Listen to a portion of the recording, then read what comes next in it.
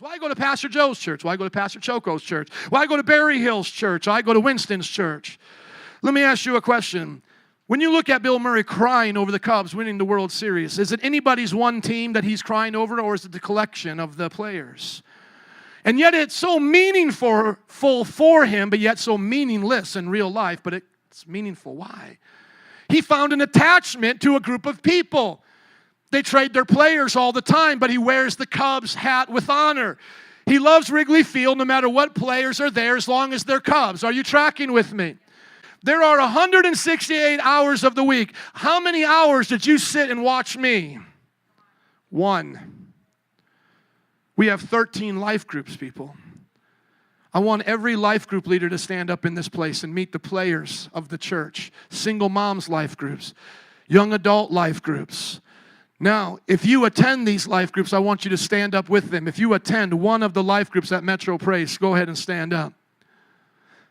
Are you a spectator or are you a player? What are you doing at that life group? How many are spectators? I hope most of you are players. Grab a seat. Thank you.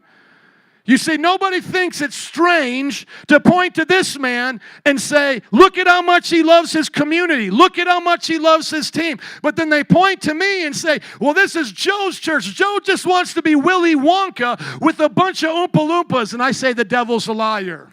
I want you to join the team. I want you to join the community. I want you to find one of those 13 life groups and pour your hours into them.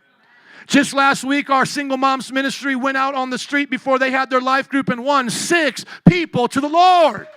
See, that's a home run. That's not one player. That's a team effort. The teenagers winning their city. They went to 5 schools for See You at the Pole and prayed for their schools. Let's give it up for them. There's 3 teen life groups meeting this week. There's a family life group. There's a marriage life group every month. You've heard them all. We didn't plan the message to fall on the first time of the quarter, the first Sunday of the quarter, but you've seen them literally all today.